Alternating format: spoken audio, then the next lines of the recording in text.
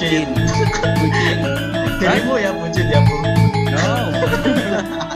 Saya ini my Itu kan pas aku saya telepon ternyata ketiduran di zona gitu kan ya, di Terminal 2 kalau nggak salah. Terminal 2 apa Terminal 1? Aku lupa. Pokoknya itu musola itu satu hari kan. Sama. Kamu berangkat Sama malam ya? nih. Kamu berangkat malam nih, tapi aku berangkat sore nih. Ya, misalkan nih, dia bisa jadi teman guys. Contoh, orang jelek jadi lulusannya satu.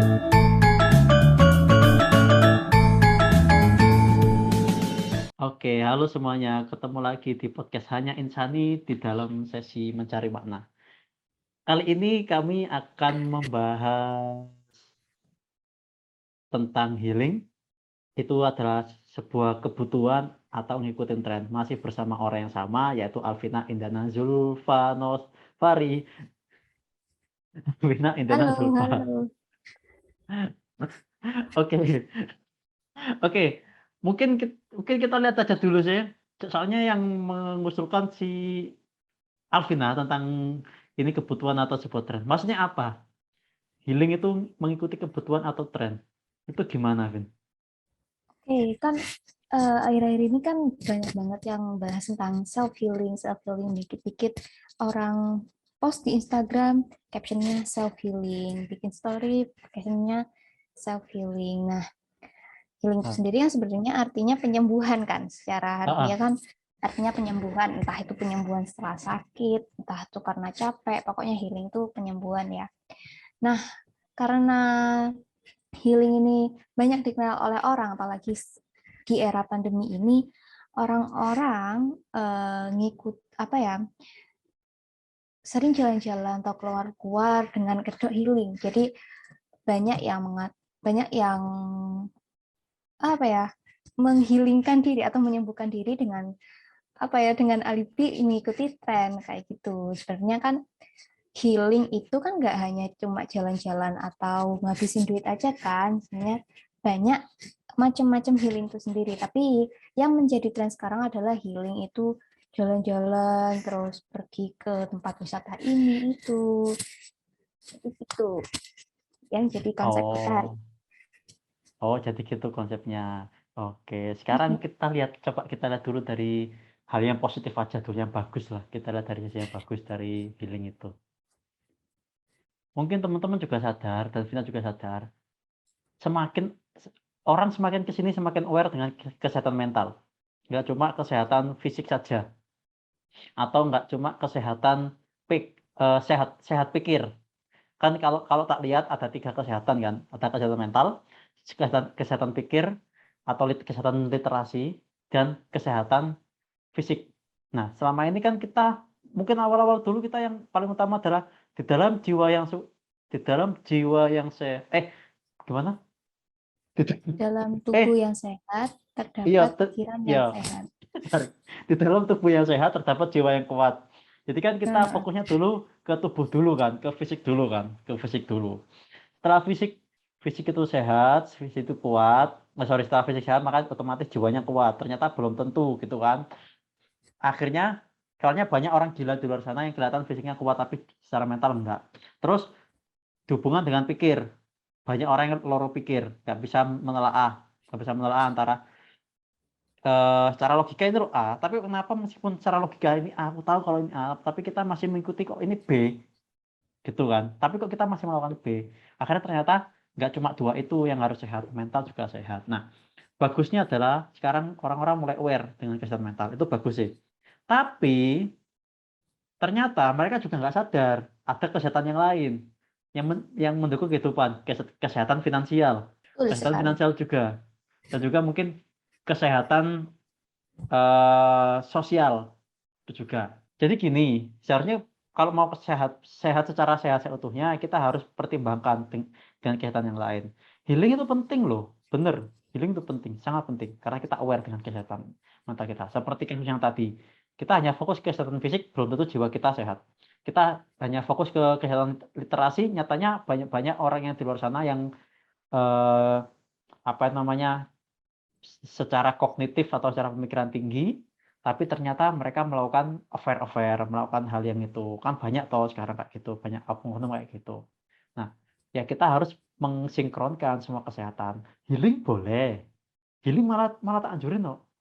Healing boleh healing, tapi lihat itu healing kita mengikuti itu healing yang benar-benar self reward atau healing yang emang ngikutin tren. Jangan sampai hilang, healing, melarat. Hilang, miskin. Hilang, kita ngejauhin kita dari dunia sosial sekitar kita. Nah, kesehatan yang lain juga harus difikirkan. Itu sih menurutku. Nah, lagi nih, itu yang baiknya dari healing. Semuanya tahu sekarang, aware. Nah, menurut Vina nih, apa sih yang membuat orang itu semakin aware dengan kesehatan mental zaman sekarang? Apalagi mereka kan dulu kan nggak ada tau, Vin. Termnya, ya udah aku pengen jalan-jalan, aku pengen liburan. Enggak kan, nggak ngomong aku pengen healing. Nah, kalau dulu kan healing kan healing yang namanya healing ya ke apa sih? Ke ke terapis atau ke dokter itu kan healing. Tapi sekarang kan enggak. Sekarang konotasinya kalau healing bisa jalan-jalan, healing ke kafe, healing ngobrol. Itu semuanya dipakai healing. Itu sejak kapan gitu loh? Term itu tuh boomingnya di Indonesia terutama.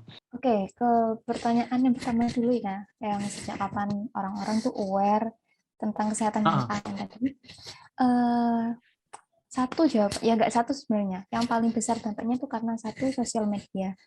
Orang-orang mulai aware dengan kesehatan mental mereka ya karena sosial media, banyak Instagram, YouTube, Facebook pun sekarang juga banyak yang share tentang kesehatan mental dan dari situ juga orang-orang juga mulai mengenali, oh ternyata kalau aku lagi banyak pikiran nggak boleh dipaksain. Oh ternyata kalau aku di lingkungannya orang-orang toksik berarti aku berhak untuk keluar. Nah seperti itu. Nah di situ orang-orang sudah mulai sadar tentang cara mencintai diri sendiri dan cara menjaga mental mereka. Dan sejak kapan orang-orang menjadikan jalan-jalan atau menghamburkan uang itu sebagai healing? Ya karena sosial media juga. Karena kehidupan di sosial media kan sebenarnya nggak sama dengan kehidupan nyata ya. Ya untuk orang yang berduit, ya it's okay kalau mereka cara healingnya dengan jalan-jalan atau lain sebagainya. Tapi sebagai manusia ya hal lumrah jika kita ingin menginginkan sesuatu yang sama atau posisi yang sama dengan orang lain ya. Orang lain, lihat orang lain jalan-jalan, kita menuntut diri kita sendiri untuk bisa kayak gitu juga. Ayo kamu harus jalan-jalan juga. Padahal tanpa kita sadari itu juga membawa beban kepada diri kita. Kan sekarang tuh banyak kan story kerja tipes. Pernah dengar nggak kayak gitu? Kerja buat dihabisin. Nah di situ secara nggak sadar kita itu mempush diri kita untuk memenuhi standar orang lain agar kita bisa disebut ya kamu manusia zaman now gitu. Healingnya yang modelan kayak gini gitu. Nah itu semenjak itu orang-orang menjadikan jalan-jalan tuh healing tuh tipikal harus jalan-jalan, belanja, makan-makan yang enak gitu. Ya it's okay, itu nggak salah. Cuma kita harus lihat dulu kebutuhan healing kita itu apa sih gitu. Soalnya kan healing, hal sederhana aja itu juga bisa dibilang healing. Tidur aja kan bisa dibilang healing kan.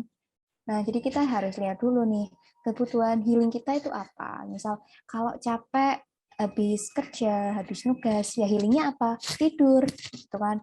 Kalau stres karena banyak kerjaan atau habis tengkar sama pacar, ya healingnya macam-macam. Kalau aku pribadi healingnya itu ngelukis, masak, kayak gitu-gitu. Jadi aku sih low budget ya. Gitu. Kalau menurutnya sama gimana, Mas? Antara kenapa? Kok ada sedikit curhatan kamu keluar kalau habis berantem sama pacar? Loh, milenial kan sekarang gitu permasalahannya kan. Kalau nggak uang ya berantem sama pacar. Aku sih kayak gini, kalau aku ya tak lihat ya. Sekali lagi tak garis bawahi, perlu digaris bawahi. Healing itu perlu, seriusan healing itu perlu. Tapi caranya kita harus nggak melulu melihat nggak melulu terafeksi oleh sosial media, apa yang nampak di sosial media, karena belum tentu yang nampak di sosial media itu segaris lurus dengan yang terjadi di dunia nyata. Banyak kan orang yang cuma pamer di media terus kita pengen ikut-ikutan. Kita harus pinter-pinter memfilter. Sumpah harus benar-benar memfilter. Kita harus tahu batas diri kita sampai mana. Bukan batas diri sih, kita harus tahu ya kita harus tahu kemampuan kita segimana, kita harus tahu batas dirinya segimana. Misalkan kayak Vina tadi toh, melukis aja cukup untuk healingnya dia karena dia sudah merasa cukup. Jadi kalau kita balik lagi, kita harus menenangkan banyak hal sih sebenarnya. Banyak filosofi dalam diri kita agar healing kita itu bisa semaksimal mungkin dengan biaya sesedikit mungkin agar nggak merusak kesehatan yang lain, kesehatan hubungan sama keluarga mungkin karena kita jadi beban orang tua, terus kesehatan mental, kesehatan finansial karena kita belum menghasilkan kan, terus kesehatan sosial barangkali karena kita pamer-pamer akhirnya banyak orang yang di luar sana yang ngerasa iri, jalan-jalan aja gitu kan. Nah Jadinya kalau malah kalau bikin kita narsis. biasanya juga kalau toh memang kita mampu gitu, kita mampu, ya sudah nggak apa-apa itu hak kalian. Tapi kalau misalkan kesehatan yang lain belum terpenuhi, ya hati-hati. Jangan sampai kita termakan dengan ranah healing saja, tapi kita nggak melihat kesehatan yang lain. Kayak gitu. Misalkan contoh ya, ada orang yang maksa untuk dia healing, pergi liburan, padahal dia sendiri nggak bisa makan gitu loh. Berarti dia nggak bisa makan. Akhirnya apa? Akhirnya dia lebih mentingin healingnya daripada daripada makannya. Itu bisa juga menjadi kalau aku lihat dari sisi psikologis ada namanya OCD kalau nggak salah. OCD, sorry, Obsessive Compulsive Disorder. Itu kalau misalkan itu seakan-akan kita mau beli sesuatu hal yang kita nggak miliki gitu loh. Jadi seakan-akan misalkan nih, bedanya self reward dengan OCD adalah kalau self reward kita melakukan sesuatu, kita memberi reward kepada diri kita sesuatu setelah kita melakukan sesuatu, setelah kita mencapai sesuatu, itu self reward. Tapi OCD itu dalam tahap yang dia healing aja, dia dalam tahap yang memberi reward kepada dirinya secara terus-menerus tanpa melihat tanpa melihat apa yang sudah dicapai gitu loh. Jadi seakan-akan aku mau beli ini. Contoh gampang wis gini wis. Contoh gampang ya, daripada agak sedikit susah dipahami adalah kalian pergi ke supermarket. Bedanya orang yang self reward sama orang yang OCD adalah kayak gini. Kalau orang yang OCD itu dia akan membeli barang tanpa perencanaan, perencanaan meskipun tertulis atau nggak tertulis, tapi kalau dia beli dan dia nggak sesuai dengan perencanaan, misalkan aku mau beli ini, aku mau beli ini, akhirnya out of budget, itu bisa menjadi tanda-tanda OCD. Dan itu juga mungkin akan berefek kepada healing kalian. Kalian mau healing, tapi out of budget, akhirnya hutang, akhirnya mau nunjukin gini-gini, hati-hati.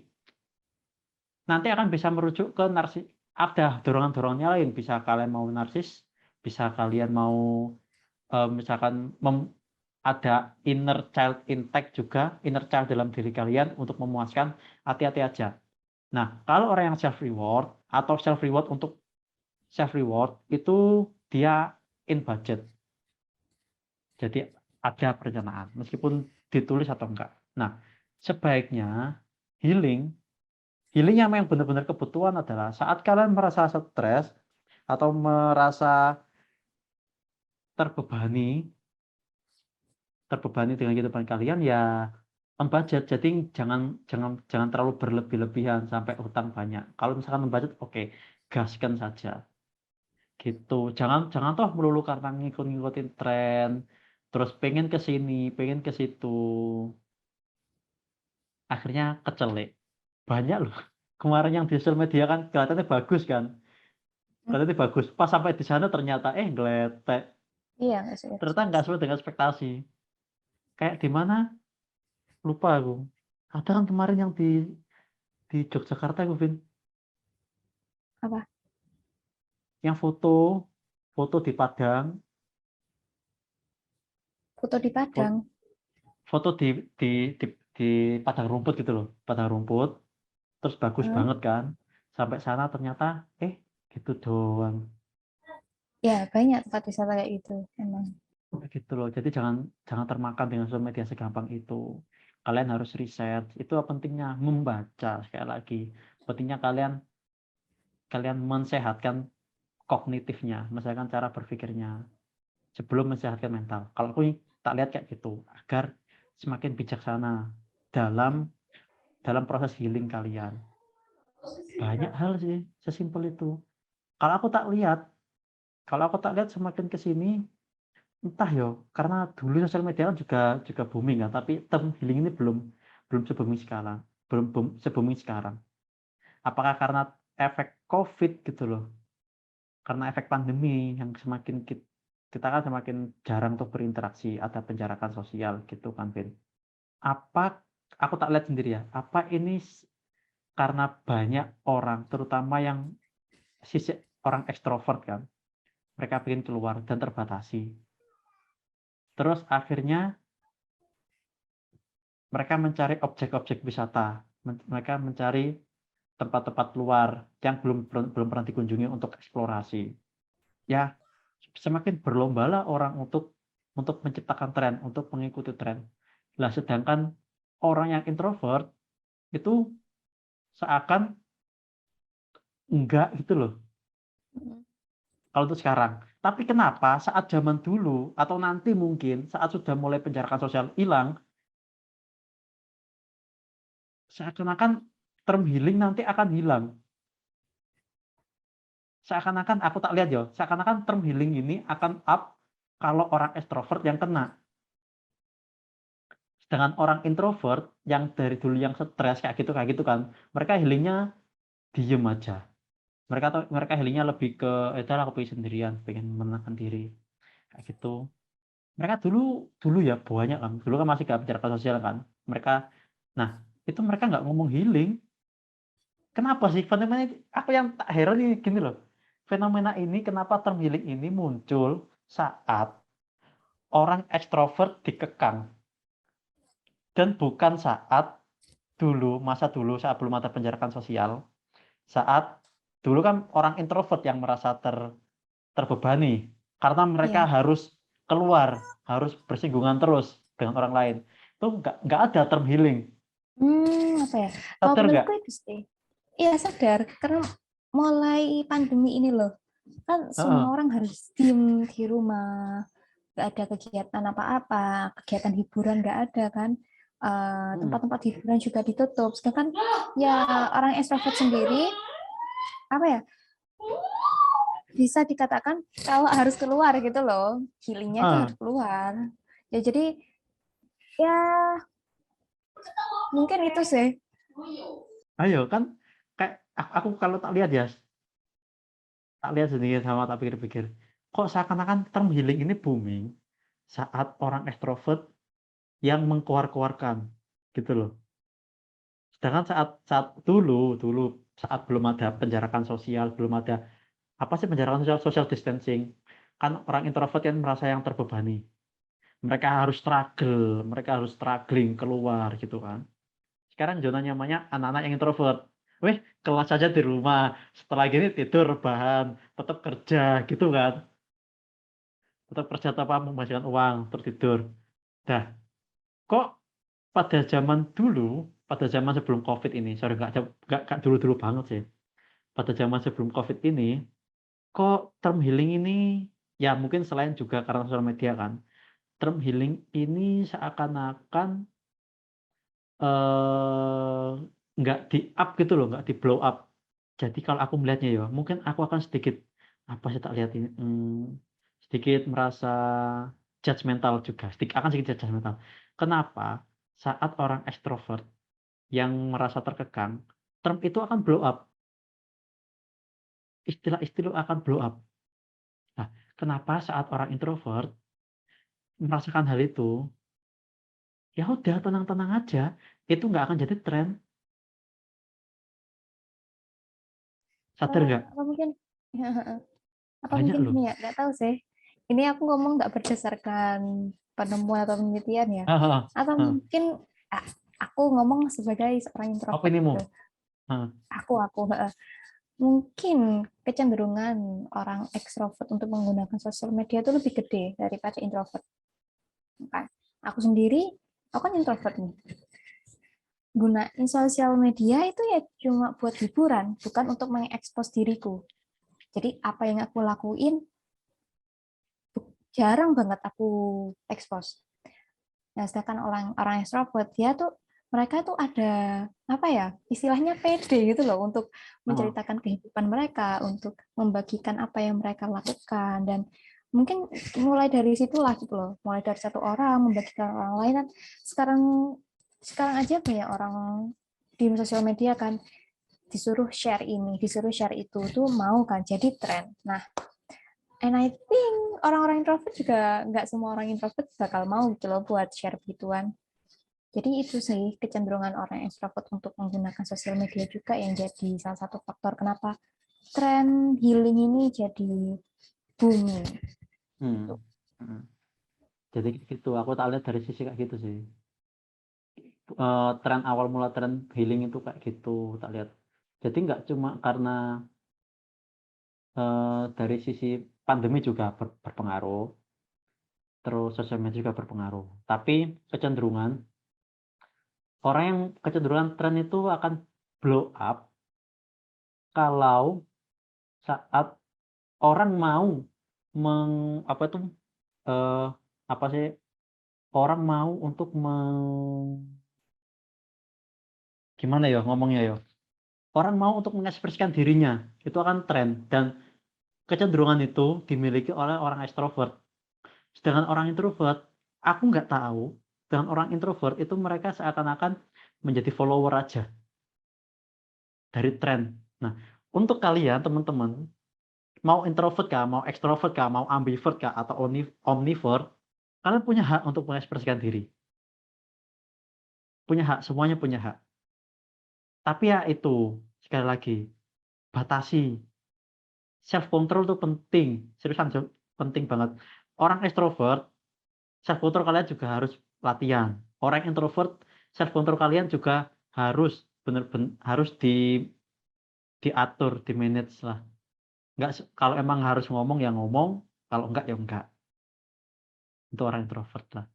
Nah, jadi healing ini menurutku ya, mulai dari healing, ghosting, terus apa lagi?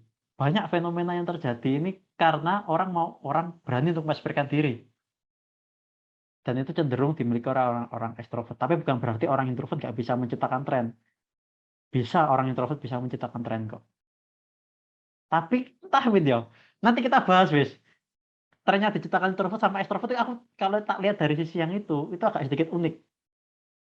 Trennya aja kita bahas. Nah, balik lagi kita ke healing.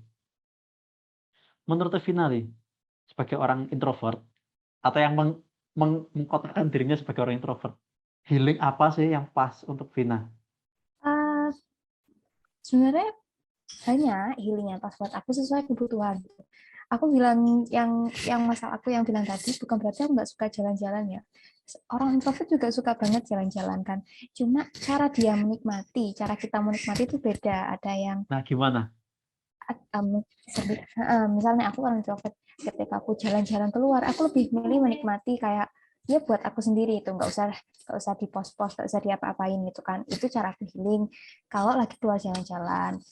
Terus terkait healing apa yang pas ya sesuai kebutuhan. Kalau memang aku lagi capek, aku lagi capek nugas atau capek di luar ya healingku tidur.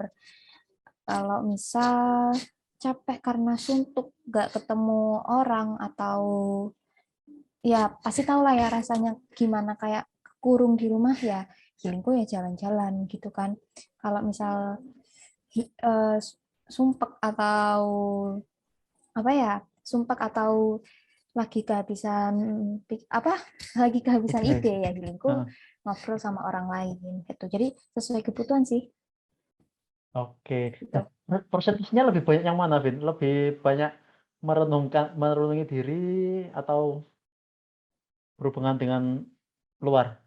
Jalan-jalan, Hmm, kalau aku presentasinya lebih banyak ke menikmati waktu ke diri sendiri kayak lihat film, tidur, atau Heeh. melukis atau apa gitu. Bener-bener waktu buat diriku sendiri itu loh.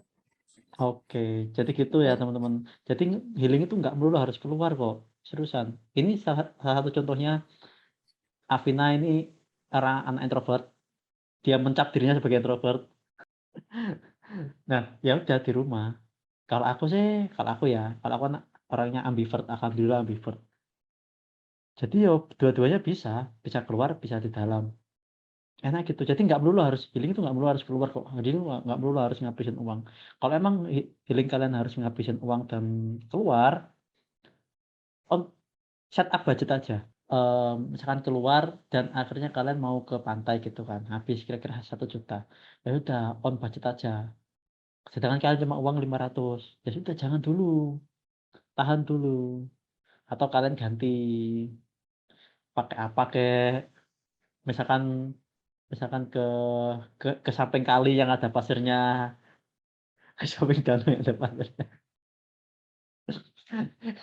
Itu kan bisa untuk membohongi aja, untuk ngehack gitu sih. Sebenarnya banyak kok trik-trik Pokok yang bisa intinya, kalian lakukan. pokok intinya healing tuh menyenangkan dan menenangkan diri, bukan memuaskan standar orang lain. Nah, itu nggak perlu memuaskan, nggak perlu memuaskan gini, nggak perlu memuaskan, bisa nggak perlu, benar kata Vina, jangan memuaskan diri sendiri karena standarnya terafeksi orang-orang lain.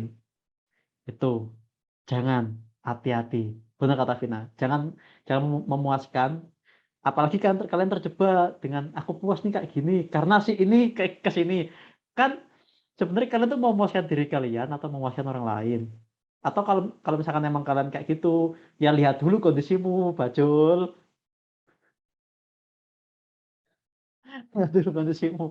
Lah, yang kamu jadikan tujuan itu misalkan Rachel V-nya kayak gitu kan. Lah, dirimu ke sopo? Dompetmu sedalam apa? Koneksimu seluas apa? Kalau mungkin ke ala-ala, oke. Ke ala-ala misalkan Rachel V-nya nongkrong di Starbucks gitu kan, Starbucks, sedangkan kalian nongkrongnya di Starbucks, bukan Starbucks tapi Starbucks. Itu oke, yang penting sesuai dengan budget. Gitu. Jadi healing itu adalah bentuk salah satu self reward juga healing. Tapi hati-hati. Hati-hati banget, jangan karena ngikutin tren terus healing kalian malah membuat sisi kehidupan yang kalian yang lain rusak. Jadi gitu. Ada lagi yang mau ditambahkan, Vina? Udah sih terwakili tadi. Itu tadi healing. Enak, Vina. Cuma gitu toh. Jangan salah mengartikan healing. Oke. Jadi gitu ya, teman-teman. Untuk healing, hati-hati. Healing itu sebuah kebutuhan sebenarnya, tapi healing itu sebuah kebutuhan dan jangan ngikutin tren. Healing itu kebutuhan untuk kalian dan bukan keinginan kalian untuk ngikutin tren. Sangat berhati-hatilah untuk melaksanakan healing kesehatan mental kalian. Ingat, kesehatan mental kalian itu penting. Tapi dalam kalian itu bukan cuma kesehatan mental kalian aja. Ada kesehatan lain yang harus kalian pikirkan. Kayak gitu. Jadi seperti itu saja dari kami. Ma Ghazali dan Alvina Indana Zulfa dalam podcast Hanya Insani di episode kali ini. Oke, terima kasih, Vin. Sama-sama.